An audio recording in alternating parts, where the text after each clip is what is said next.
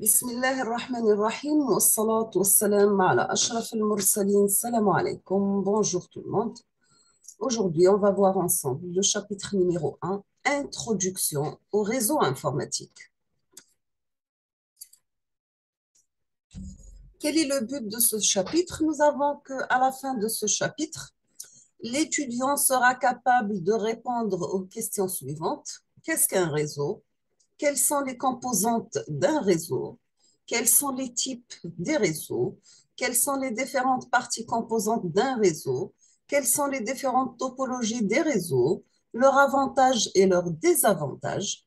Quelles sont les différentes techniques de commutation? Leur mode de fonctionnement? Les caractéristiques de chaque mode? On commence par l'introduction. Nous avons que chapitre, c'est une introduction au reste des chapitres et dans lesquels nous allons aborder les concepts généraux sur les réseaux, à savoir leur classification, leurs composantes, ainsi que leur mode de fonctionnement. La plupart de ces concepts seront pris avec plus de détails dans les chapitres qui suivent, bien sûr, tout au long de ce support de cours. Pour cela, nous nous contentons de survoler dans ce chapitre les concepts d'une façon superficielle, tout en donnant les définitions simples et ensuite on va les détailler par la suite, le moment précis. On va commencer par qu'est-ce qu'un réseau? Le réseau, c'est un ensemble d'entités qui peut être des objets, des personnes, etc. Ils sont interconnectés les unes avec les autres par des liaisons qui permettent la circulation d'un flux entre les entités. Donc, voici en rouge les entités, en noir ce qu'on appelle liaison, et ici en bleu, c'est le flux. Donc, ça, c'est une représentation formelle d'un réseau sous forme de graphe.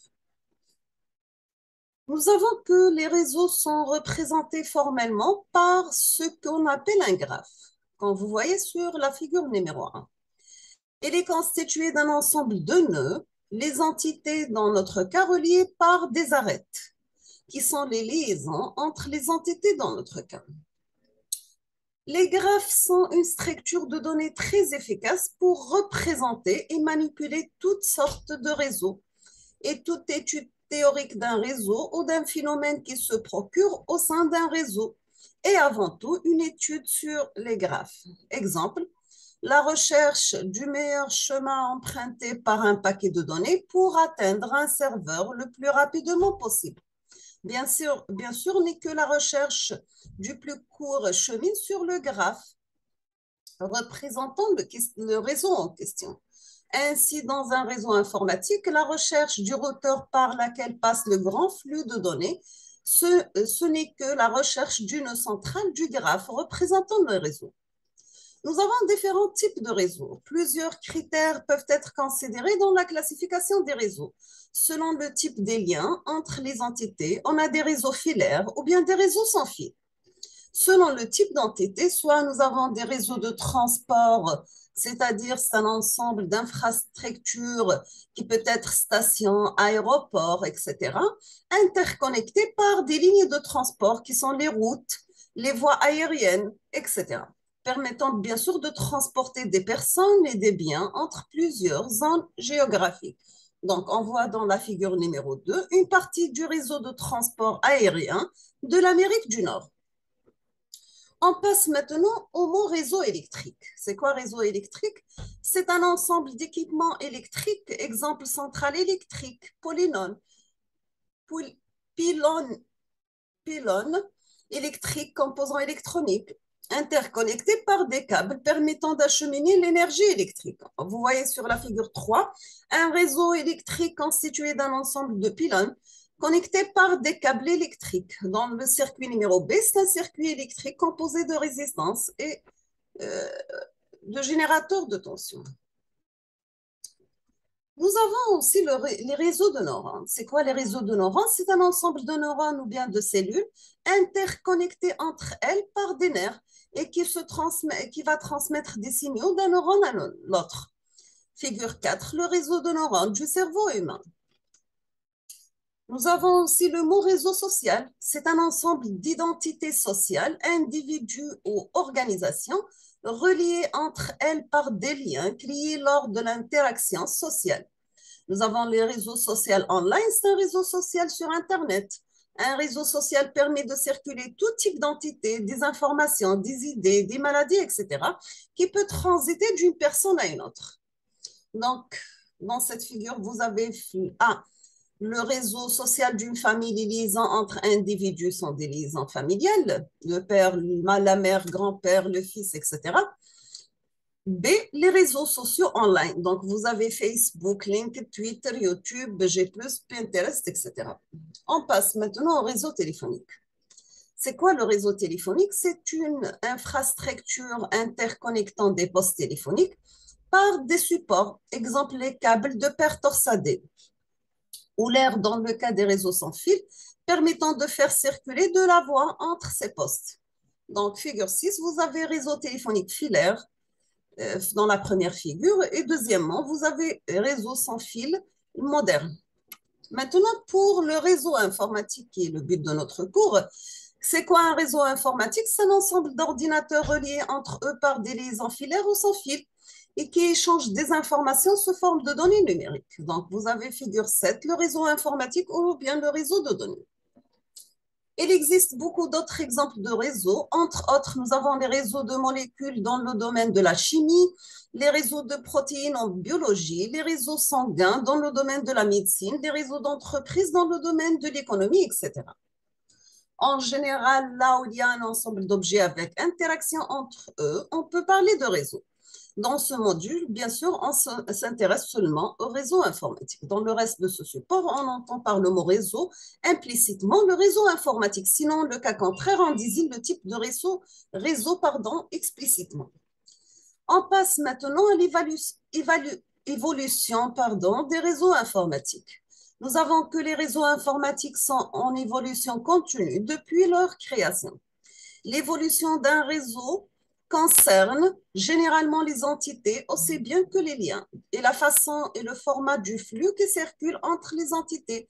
Un aperçu sur l'histoire des ordinateurs qui représentent les entités d'un réseau informatique et leur interconnexion permettant de bien comprendre la motivation. Nous avons que les avantages et les utilités des réseaux informatiques aussi.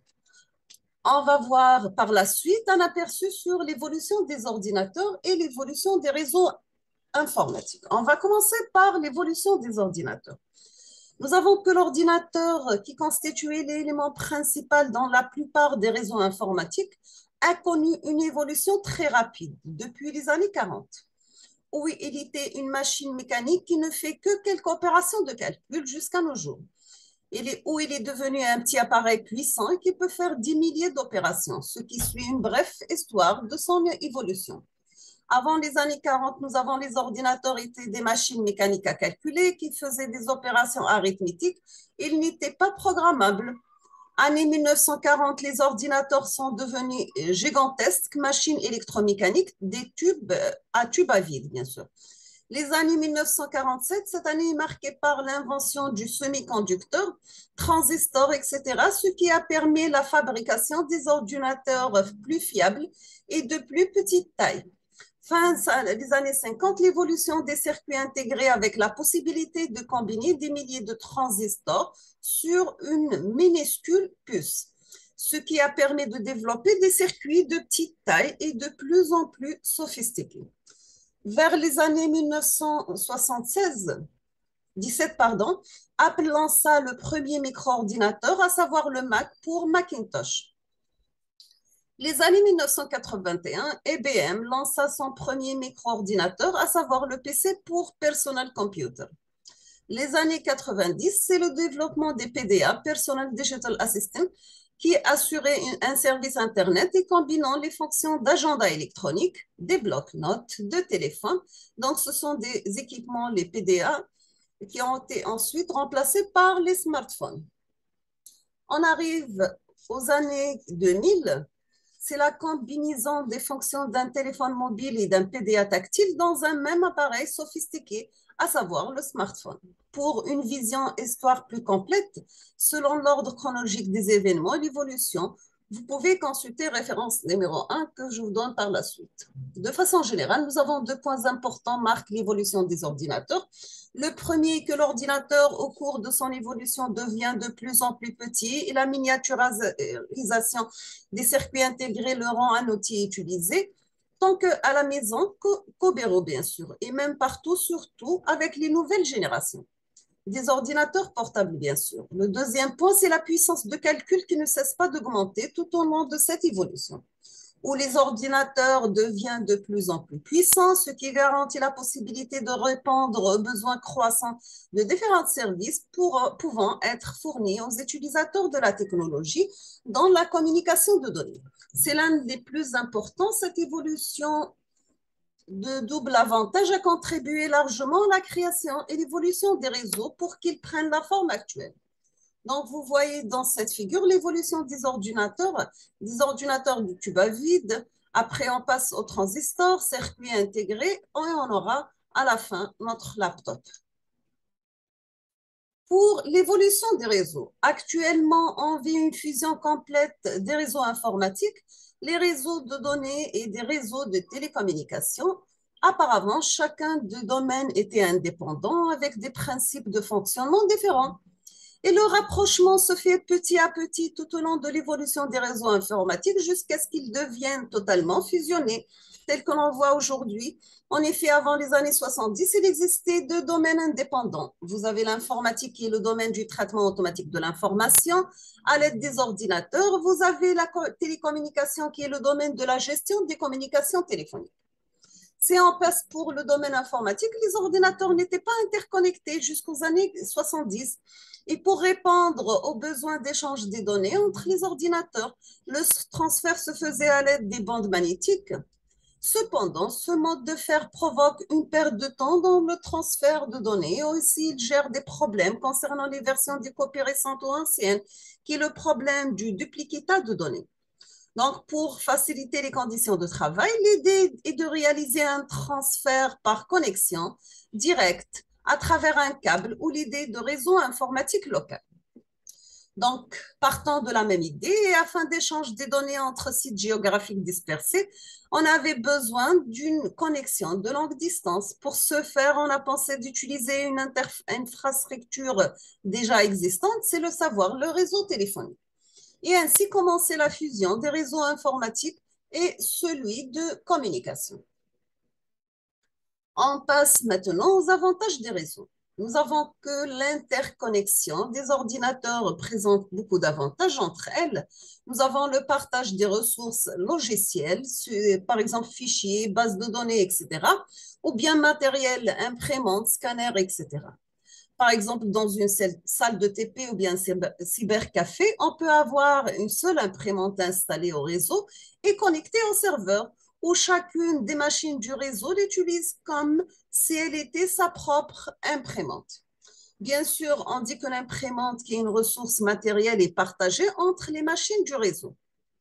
La dimension des coûts grâce au partage des ressources dans l'exemple précédent, au lieu d'avoir d'autant d'imprimantes que le nombre de machines, ce qui est coûteux bien sûr, on peut disposer de seulement une imprimante et toutes les machines l'utilisent.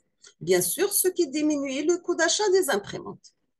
Nous avons aussi la garantie de l'unicité de l'information. Toutes les machines d'un réseau peuvent accéder à une seule copie de l'information mise sur le serveur, par exemple. Bien sûr, qui assure l'unicité de l'information traitée par toutes les machines. Et on évite ainsi le problème du duplicatat.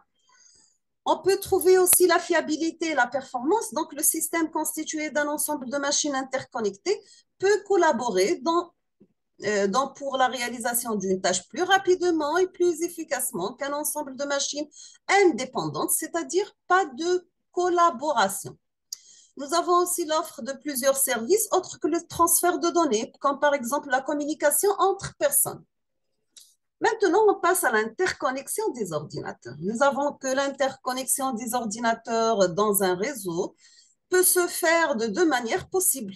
Soit elle est directe, c'est-à-dire chaque ordinateur est connecté aux autres par des liaisons directes, et ainsi le transfert de données se fait de la source à la destination directement. Cette connexion devient impossible avec un nombre élevé d'ordinateurs, d'où l'utilisation de la connexion indirecte. Pour l'indirect, on va utiliser des équipements intermédiaires ou bien interconnexions pour connecter les ordinateurs. Dans ce cas, on parle de réseau à commutation où la transmission se fait à travers plusieurs nœuds. De la source à la destination, la donnée passe par plusieurs équipements intermédiaires. Donc, vous avez réseau à commutation avec équipement intermédiaire. Quels sont les équipements d'un réseau? On va s'arrêter ici, on laisse la suite pour la prochaine vidéo, Inch'Allah. Merci beaucoup et à la prochaine.